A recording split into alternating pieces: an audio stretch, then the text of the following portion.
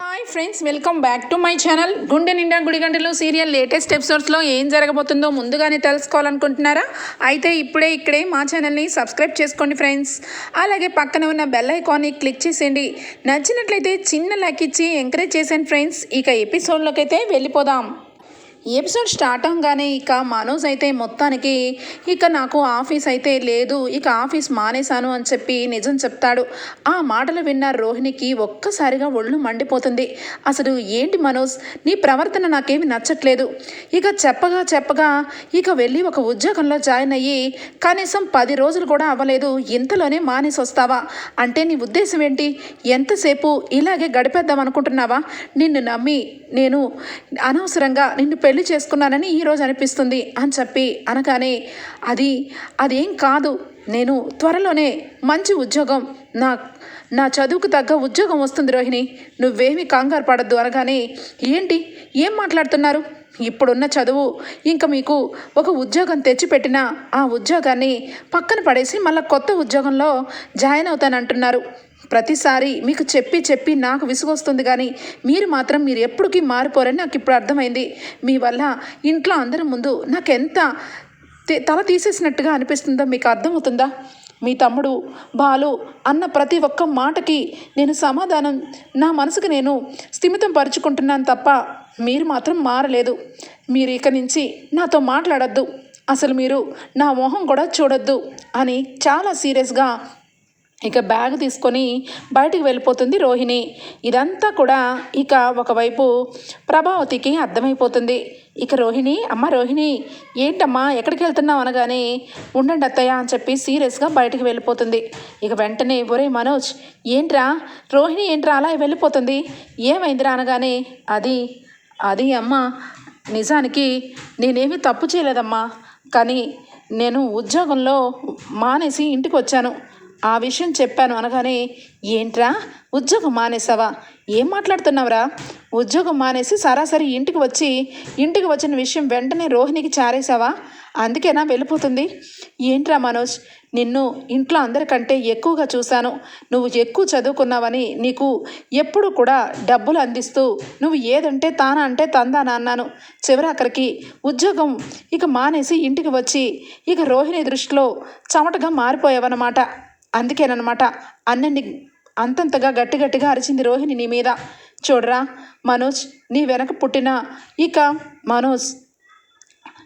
పుట్టిన బాలు ఎంతగా ట్రిప్పులు అనుకుంటూ కష్టపడుతూ చదువు లేకపోయినా ఏదో ఒకటి చేసి ఇంటికి డబ్బులు ఇస్తున్నాడు, నలుగురు ముందు తలదించుకోకుండా బ్రతుకుతున్నాడు. వాడు కూడా హోటల్లో ఏదో ఒక పని చేస్తూ వాడు కూడా చక్కగా దర్జాగా బ్రతుకుతున్నాడు. వాళ్ళిద్దరిని చూసి ఏం నేర్చుకున్నావు నువ్వు? పైకి నీ మీద నాకు కోపం లేకపోయినా కోపంగా అరుస్తున్నాను అనుకుంటున్నావేమో, నిజానికి రోహిణి నీ మీద కోపం చూపించి వెళ్ళిపోయింది, కానీ నేను బయటకు వెళ్ళలేను కదా, అందుకే చెప్తున్నా. ఏదో ఒకరోజు రోహిణి వాళ్ళ నాన్నగారితో మాట్లాడి ఉన్నది ఉన్నట్టుగా కుండ బద్దలు కొట్టేసినట్టుగా చెప్పేసే, ఏదైనా కొత్త బిజినెస్ కార్లు షోరూమ్ పెట్టుకుంటానని మాట్లాడు, అంతే, అప్పుడే నువ్వు అనుకున్నది గెలవగలుగుతావు అని చెప్పి మనోజ్కి ప్రభావతి అయితే బుజ్జగించేస్తుంది. ఎంతలోనే శృతి వస్తుంది. ఆంటీ, నాకు తల చాలా హెడేక్గా ఉంది, కాఫీ కావాలాంటీ అని చెప్పి అడుగుతూ ఉంటే, ఏమ్మా ఏమైంది, కాఫీ కావాలా? అది ఎక్కడ చచ్చింది, ఎక్కడికి వెళ్ళింది అని చెప్పి మొత్తానికైతే అక్కడ ఉన్న పూల కొట్టు దగ్గర ఉన్న మీనాని పిలుస్తుంది. మీనా ఏంటత్తయ్య అనగానే, టీ తీసుకొచ్చి శృతికి ఇవ్వు అని చెప్పి అనగానే, అదేంటత్తయ్య, పూల కోసం 2 కస్టమర్లు వచ్చారు, వాళ్ళను వదిలేసి మీరు ఎందుకు పిలిచారా అని చెప్పి వచ్చాను, టీ మీరే పెట్టివచ్చు కదా అనగానే, ఏంటే బాగా పొగరు పెరిగిందా? ఇంట్లో పనులన్నీ వదిలేసి నీ ఇష్టం వచ్చినట్టుగా కష్టపడి ఆ డబ్బంతా వెళ్ళి మీ అమ్మ వాళ్ళకి దోచిపెట్టడం కోసమే కదా, లేదంటే ఎంత కష్టపడి డబ్బంతా కూడా మీ అమ్మ వాళ్ళకి ఇవ్వడం కోసమే కదా అని చెప్పి అంటూ ఉంటుంది. వెంటనే కూడా శృతి అయితే, వద్దంటే నాకు హెడేక్గా అనిపిస్తుంది, కానీ కాఫీ టీలు ఏమి తాగను, కొంచెం సేపు అయినాక రిలాక్స్ అవుతాను. ఆంటీ, నేను అలాగే రవి ఇద్దరం కూడా ట్రిప్పుకు వెళ్ళమని మా మమ్మీ వచ్చి టికెట్స్ అయితే ఇచ్చారు, మేము త్వరలోనే ఇంకెక్కడికైనా ట్రిప్కి అయితే వెళ్ళాలనుకుంటున్నాం, ఏమంటారా ఆంటీ అనగానే, అయ్యయ్యో ట్రిప్పుకి వెళ్ళాలనుకుంటున్నారా? హ్యాపీగా వెళ్ళండి అమ్మా. మీరు ఉన్నవాళ్ళు, మీరు చక్కగా ఎంజాయ్ చేస్తూ ఫ్లైట్లో వెళ్ళాలా? నిజానికి చాలా సంతోషమైన విషయం చెప్పావు అని చెప్పి మురిసిపోతూ ఉంటుంది. ఇక మీనా మాత్రం చాలా బాధపడుతుంది. ఒక పక్క రోహిణి విసురుగా వెళ్ళిపోయింది. అయినా కూడా రోహిణిని ఒక్క మాట కూడా అనట్లేదు. శృతి వచ్చి, ఇక నేను ట్రిప్పుకు వెళ్తున్నాను అత్తయ్య అనగానే, ఎందుకు ఏమిటి ఏమి అనకుండా ఎంతో మురిసిపోతుంది. నేను డబ్బు లేని దాన్ననే కదా, నేనంటే అంత చీప్ అయిపోయాను. మా అమ్మని, ఇంటికి వచ్చిన అమ్మని అవమానించింది. ఇటు చూస్తే ఈయన మా తమ్ముడు చెయ్యి విరక్కొట్టాడు. అసలు నా జీవితం ఎటు పోతుందో ఏంటో అని చెప్పి మీనా బాధపడుతుంది. మొత్తానికైతే ఇక నెక్స్ట్ డే మార్నింగ్ అవుతుంది. ఇక పొద్దున్నే మీనా గబగబా రెడీ అయ్యి, ఇక మీరు కూడా వస్తున్నారు కదా, మిమ్మల్ని పిలవడానికి స్వయంగా మా అమ్మనే వచ్చారు. మీరు రాకపోతే అక్కడ బాగోదు అని చెప్పనగానే, వస్తాను నువ్వు వెళ్ళు అని చెప్పి అంటాడు. ఇక మీనా అయితే ఇక ఇంట్లో నుంచి సత్యానికి చెప్పి బయటికి వెళ్ళిపోతుంది. ఇక చుట్టుపక్కల వాళ్ళందరినీ పిలవడం వల్ల అందరూ కూడా ఇక సంవత్సరికానికి వస్తారు. ఇంతలోనే అక్కడ ఇక చాలా అవమానం జరుగుతుంది బాలుకైతే. బాలు ఇక రావడంతోనే ఇక అక్కడ అవమానంగా ఇక శివ అయితే మాట్లాడడం స్టార్ట్ చేస్తాడు. మా నాన్నని మీ నాన్న చంపేశాడు, అలాగే నా చెయ్యి విరక్కొట్టి చివరాఖరికి నేను హారతి ఇవ్వలేనట్టుగా నువ్వు చేశావు, చివరాఖరికి తిండి కోసం ఉంచావు, అసలు నువ్వు మనిషివేనా అన్నట్టుగా అవమానిస్తూ ఉంటే కోపం తట్టుకోలేక ఇక ఈడ్చి కిందకి ఇసిరేస్తాడు శివాని బాలు. ఆ విషయం అంతా అక్కడ అందరూ కూడా చూసి ఆశ్చర్యపోతూ ఉంటారు. ఒకవైపు పార్వతమ్మ అయితే, బాబు అల్లుడు గారు అంటూ ఉంటే, చూడండి నేను అసలు ఇక్కడికి రాననే అన్నాను, నన్ను రమ్మని పిలిచి నన్ను ఇలా అవమానిస్తూ ఉన్నారు, అసలు మీరు ఏమనుకుంటున్నారు అనగానే వెంటనే మీనా, ఏంటండి మీరే కదా ఇంత రూడ్గా బిహేవ్ చేస్తున్నారు, మా తమ్ముడు అంతగా చెయ్యి విరగొట్టుకొని ఆ రకంగా కష్టపడుతున్నాడు, వాడు అందుకే అలా అన్నాడు, ఆ మాటకి మీరు వాడిని అంతలా కొట్టాలా, అసలు ఏమనుకుంటున్నారండి మీరు అని చెప్పి మీనా పాపం బాధపడుతూ ఉంటుంది.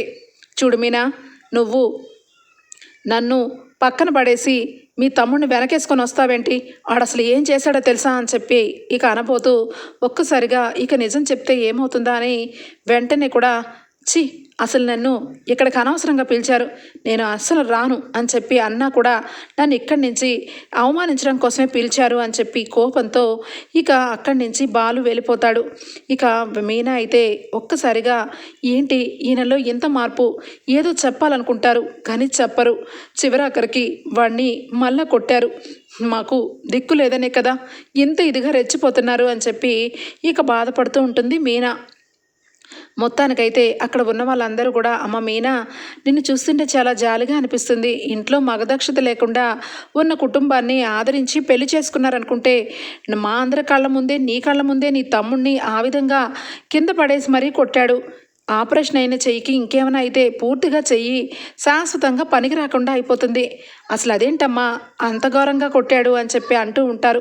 మీరందరూ ఆపండి, మీ అందరికీ తెలుసా ఆయన గురించి, ఒరే శివ ఎందుకురా మీ బావ అంత ఇదిగా నిన్ను కొట్టారు, ఏదో జరిగి ఉంటుంది చెప్పరా అనగానే, చాలక్క చాలు, నాకు జరిగిన అవమానం చాలు, జీవితంలో నేను ఎప్పుడు కూడా ఇక మీ ఆయనతో మాట్లాడను, నన్ను ఏమనుకుంటున్నారు, నా ఎగ్జామ్స్ ముందు తొందరపడి నా ఎగ్జామ్స్ కూడా రాయడానికి లేకుండా చేశాడు, ఈరోజు వచ్చి ఇంత అందరి ముందు నన్ను కొట్టాడు, అసలు నాకు మీ ఆయన చూస్తుంటేనే చిరాకు అనిపిస్తుంది అనగానే, నోరు ముయ్యరా, ఏం మాట్లాడుతున్నావు, మా ఆయన ఏంటి నీకు బావ కదా, చూడు శివ ఆయన అలా మారడానికి ఏదో జరిగే ఉంటుంది, అదేందో త్వరలోనే తెలుసుకుంటాను అని చెప్పి కోపంతో ఇటువైపు పుట్టింట్లో జరిగిన అవమానం, అటు అత్తింట్లో అత్త సాధింపులు రెండు కూడా మీనాకి చాలా బాధను పెడతాయి.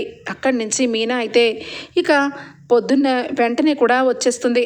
ఇక అక్కడికి వచ్చేసిన తర్వాత మీనాని చూసి సత్యం అయితే, అమ్మ మీనా ఏంటమ్మా అప్పుడే వచ్చేసావు, ఉంటే తప్పే ఉంది, మీ అమ్మకు ధైర్యంగా ఉండేది కదా, అక్కడ పనులన్నీ చూసుకునేదానివి కదా, ఇక్కడ ఏముందమ్మా అనగానే, అవునవును మీరు అన్నీ అలాగే అంటారు, ఏంటి పొద్దున్ననగా వెళ్ళి ఇప్పుడొచ్చావు, అయినా పుట్టింటికి వెళ్ళగానే ఎక్కడలేని సంతోషం వచ్చేస్తుంది, అక్కడ ఏముంటుంది, ఒక కూర ఒక పప్పు చేసి ఏదో సంవత్సరికం భోజనం అని చెప్పి పేరు పెట్టేస్తే సరికాదు, అయినా లోపలికొచ్చి వంట చెయ్యి అనగానే ఇక చాలా బాధపడుతూ మీనా కళ్ళు ఎర్రగా తుడుచుకుంటూ ఉంటుంది. ఏంటమ్మా, ఏమైంది, ఎందుకు బాధపడుతున్నావు, బాలు వచ్చాడా అనగానే మామయ్య గారు అని చెప్పి ఏడ్చేస్తుంది మీనా. అమ్మ మీనా, నేను నీకు తండ్రి లాంటి వాణ్ణి, నాతో చెప్పు ఏం జరిగింది అనగానే వద్దు మామయ్య, ఏదో ఒకటి జరిగింది, మా కర్మ, ఏం చేస్తామనగానే ఏంటే, నిన్నేమో మీ అమ్మ వచ్చి ఉసూరుమని ఇక్కడ ఏడ్చింది, ఇప్పుడేమో అక్కడ సంవత్సరికానికి వెళ్ళి నువ్వేడుస్తున్నావు, ఏం జరిగిందో చెప్పి చావు, ఆ తర్వాత నీ ఏడుపు నువ్వేడు అని చెప్పి ఇక ప్రభావతి గట్టిగా అంటుంది. ఆ మాటకి చెప్తాను చెప్తాను, మేము మీ అందరికీ చాలా చీపు కదా, పూల గంపని కదా, పూలు అమ్ముకుంటాం కదా, అందుకే మేమంటే మీకు అంత చిన్న చూపు. మీ అబ్బాయి గారు వచ్చి మళ్ళా మా తమ్ముడిని మళ్ళా అందరి ముందు మా శివాని కొట్టారు. ఏంటి అని అడిగేందుకు అసలు మీ ఇంటికే రాను, మీ ఇంట్లో వాళ్ళందరూ కూడా నన్ను అవమానించడానికి పిలిచారని ఇలా గొడవ చేశారు మామయ్య, ఆయన ఎందుకు అలా మారారో నాకేమీ అర్థం కావట్లేదు అని చెప్పి ఏడ్చేస్తూ ఉంటుంది. ఏంటి, వాడు మళ్ళా వచ్చి గొడవ చేశాడా, శివాని కొట్టాడా, వాడు ఏంటి ఈ రకంగా ఇలా తయారయ్యాడు, వాడు రాని, నేను మాట్లాడతాను వాడితో, నువ్వు బాధపడకమ్మా అని చెప్పి సత్యం అంటూ ఉంటాడు. ఇంతలోనే ఇక బాలు అయితే చాలా బాధపడుతూ రాజేష్ దగ్గరికి వచ్చి, ఒరేయ్, ఇంట్లో నాకు అస్సలు ఉండాలనిపించట్లేదురా, మీనా కళ్ళల్లో కళ్ళు పెట్టి నిజాన్ని చెప్పండి అని పదే పదే నన్ను అడిగినట్టుగా అనిపిస్తుంది. నిజాన్ని చెప్తే ఎక్కడ మీనా వాళ్ళ ఇంట్లో ఆ శివగాడి గురించి ఎంత బాధపడతారా, లేదంటే ఇటు మా అమ్మ ఇక మీనాని ఏ రకంగా చూస్తుందానని భయంతో ఉన్న విషయం చెప్పట్లేదు. కానీ ఆ పదే పదే ఆ విషయం గురించే పదే పదే గొడవలు జరుగుతున్నాయిరా. వాడు చిన్నోడని నువ్వు అనుకుంటున్నావు, కానీ వాడు చిన్నోడు కాదురా, వాడు బరి తెగించాడు. ఈరోజు నన్ను వాళ్ళ ఇంటికి పిలిచి అవమానించారురా, నాకు చిరాకు పుడుతుంది అని చెప్పి అనగానే, ఒరేయ్ ఆవేశపడద్దు, ఆలోచించు, నువ్వు ఎక్కువగా ఆలోచించద్దు, వెళ్ళు, ఇప్పటికే చాలా పొద్దుపోయింది, వెళ్ళరా అనగానే సరే అని చెప్పి బాలు అయితే ఇక ఇంటికి బయలుదేరతాడు. ఆగు, ఎక్కడి నుండి వస్తున్నావు అనగానే ట్రిప్కి వెళ్ళి వస్తున్నాను అని చెప్పి అంటాడు. ఏంటి, ట్రిప్కి వెళ్ళి వస్తున్నావా, నువ్వు మీనా వాళ్ళ ఇంటికి వెళ్ళి ఏం పని చేసావు, అదేంటి అక్కడికి వెళ్ళి గొడవ చేసి శివాని మళ్ళా కొట్టావా, ఏంట్రా నీ పద్ధతి ఏంటి, వాళ్ళ ఇంట్లో మగదక్షత లేకుండా చేశాను, ఇటు మీనాకి సరైన భర్తను ఇవ్వలేకపోయానని బాధపడుతున్నాను, ఆ అమ్మాయి ఏం పాపం చేసిందిరా, నిన్ను కట్టుకున్న పాపానికి వాళ్ళ కుటుంబానికి ఒక మగతోడులాగా ఉంటామనుకుంటే వాళ్ళ తమ్ముడు చెయ్యి ఇరిచేసి ఇక వాళ్ళ నాన్నకి సంవత్సరికం పూజ రోజే వాళ్ళ ఇంట్లో అంత పెద్ద గొడవను సృష్టిస్తావా, చిచ్చి, నీతో నేను మాట్లాడను, నీ మొహం నాకు చూపించుకో అని చెప్పి సత్యం అయితే ఇక ఎప్పుడూ లేనిది బాలుని ఇక గట్టిగా తిడతాడు. బాలు అయితే నాన్న అది కాదు నాన్న అనగానే నాతో మాట్లాడొద్దన్నానా అని చెప్పి అక్కడి నుంచి వెళ్ళిపోతాడు. ఇక వెంటనే ఇక ప్రభావతి వచ్చి, ఏంట్రా, ఏంటి ఇదంతా, అసలు మీరు మనుషులేనా, ఈ ఇంట్లో నువ్వు నీ పెళ్ళం తప్ప ఎవరు లేరనుకుంటున్నారా, నా భర్తని ఎందుకురా బాధ పెడుతున్నావు, ఆయన ఎప్పుడు లేని ఇంత విధిగా ఈ రకంగా మాట్లాడారంటే నీ ప్రవర్తన విధానం అలాగే ఉంటుంది, తాగుబోతోడా అని చెప్పి ఇక గట్టిగా మాట్లాడుతూ ఉంటుంది. ఇక వెంటనే బాలు వచ్చి మీనాని, ఇదిగో మీనా, నువ్వు అక్కడ ఏం జరిగినా ప్రతిదీ వచ్చి మోసేయాలా, మా నాన్నకి నా కళ్ళ ముందు అన్నీ కూడా నింపేయాలా, ఇప్పుడు నీకు బాగుందా, ఎప్పుడు లేని విధంగా మా నాన్న నన్ను ఇక మొహం కూడా చూపించవద్దన్నాడు, అసలు నువ్వు ఏం చేస్తున్నావు అనగానే చాలా కోపంతో ఉన్న మీనా అయితే పిచ్చి కోపంతో అక్కడున్న సామాన్లన్నీ ఇక ఏం చెయ్యాలో తెలియక కింద పడేస్తుంది. ఇక బాలు కూడా అక్కడి నుంచి చాలా సీరియస్గా అక్కడ ఫ్లవర్ వాజ్ని కిందకి ఇసిరేసి వెళ్ళిపోతాడు. ఇక వెంటనే అయితే ప్రభావతి, ఏంటి నీ పొగరు, ఇంట్లో సామాన్ల మీద చూపిస్తున్నావు, నీ తాగుబోతు మొగుడు నువ్వు, మీ ఇద్దరికి ఇంట్లో ఉండడం ఇష్టం లేకపోతే బయటకు వెళ్ళిపోండి, ఈ ఇంట్లో రభస నాకు ఇష్టం లేదు, మీ వల్ల చుట్టుపక్కల వాళ్ళందరి దగ్గర మేము ఎంత చీప్ అయిపోతాము, నా ఇద్దరు కోడళ్ళు చదువుకున్న కోడళ్ళు, వాళ్ళిద్దరూ కూడా లోపల ఉన్నారో లేదో కూడా ఎవరికి తెలియదు, అలాంటిది పెద్ద బండి పెట్టుకొని పూలమ్మ పూలు అని చెప్పి రోజు కూడా పూలమ్మి నా పరువు మొత్తం తీసేసావు, ఈరోజేమో ఇంట్లో సామాన్లన్నీ ఇసిరేస్తున్నావు, అసలు నేను మా ఇంట్లోకి తెచ్చుకొని నేను చాలా పెద్ద తప్పు చేశాను అని చెప్పి బోరున గట్టిగా మాట్లాడుతుంది. మీనా ఒక్కసారిగా బోరున ఏడుస్తూ, ఉండను లేనత్తయ్య, ఇక్కడ ఉండను, మీ అందరూ హై క్లాస్ పీపుల్స్, నేను ఇక్కడికి వచ్చి మీ హై క్లాస్ అంతా లో క్లాస్ చేశాను, మీ అబ్బాయి కూడా చాలా హై క్లాసు, కాబట్టి నేను ఇక్కడ ఉండనులేండి, రేపు పొద్దున్నే నేను వెళ్ళిపోతాను అని చెప్పి ఇక మీనా అయితే పొద్దున్నే ఇక లేచి వెళ్ళిపోదామని ఇక వెంటనే సర్దుకొని వెళ్ళిపోబోతూ ఉంటుంది.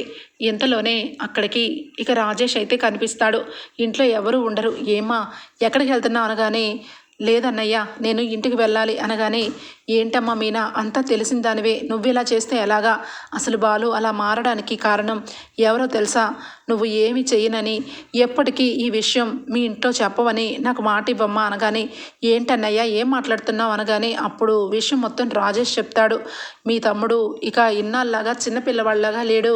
ఇక ఇంట్లో సొంత మీ అత్తయ్య గారు డబ్బే కాజేసి ఇక మీ అత్తయ్య దృష్టిలో దొంగలాగా పడేవాడు. అది తెలుసుకున్న బాలు ఏమి చెయ్యలేక ఇక వాడు చదువుకున్నవాడు ఇలా దొంగతనం చేయడం ఏంటని తప్పని దండం చేస్తే బాలు మీదకే ఎదురు తిరిగాడు. కావాలంటే ఈ వీడియో చూడు అని చెప్పి ఇక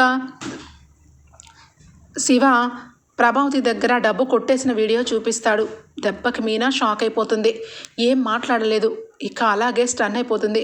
వాణ్ణి ఏం చేస్తానో చూడన్నయ్యా, తప్పుకో అన్నయ్యా, వాణ్ణి ఇంట్లో ఉండనివ్వను అనగానే, వద్దమ్మా వద్దు, ఆవేశపడద్దు, వాడు చిన్నవాడు, వాడికి తెలుసో తెలియక ఏదో తప్పు చేశాడు, మనమే సర్దిద్దాలి. ఇప్పుడు నువ్వు ఇంట్లో నుంచి వెళ్ళొద్దు, దయచేసి ఇంట్లోనే ఉండమ్మా. బాలు నీవంటే చాలా ఇష్టం, బాలుకి నువ్వు చేదోడు వాదోడుగా ఇంట్లోనే ఉండాలి అని చెప్పి మొత్తానికైతే రాజేష్ ద్వారా నిజం తెలుసుకొని ఇక బాలు మీద చాలా ప్రేమతో పైకి వెళ్ళి ఒక్కసారిగా వెనక నుంచి గట్టిగా పట్టుకుంటుంది మీనా బాలుని. బాలు ఒక్కసారిగా ఆశ్చర్యపోతాడు. మీ గురించి నాకు తెలీదా? మీరు కావాలనే నన్ను దూరం పెడుతున్నారు. మీరు చెప్పకపోతే నాకు తెలియదు అనుకుంటున్నారా? మీ గురించి నాకు అంతా తెలుసు. మా వారు ఎప్పటికీ కూడా తప్పు చేయరని నాకెందుకు చెప్పలేదు? మీరు కాబట్టి ఒక చెయ్యి ఇరగొట్టారు, నేనైతే వాడు 2 కాళ్ళు కూడా విరగొట్టేదాన్ని అని చెప్పి ఇక మొత్తానికైతే శివ చేసిన విషయం మొత్తం మీనా తెలుసుకుంటుంది. మొత్తానికైతే మీనా బాలు ఇద్దరు కూడా శివ విషయంలో ఇక శివాని మార్చాలని ప్రయత్నం చేస్తూ ఉంటారు. ఓకే ఫ్రెండ్స్, రాబోయే ఎపిసోడ్స్లో ఈ విధంగా జరగబోతుంది. మీకు గనక నచ్చినట్లయితే చిన్న లైక్ ఇచ్చేయండి friends. Bye, take care, thank you for watching. Bye friends.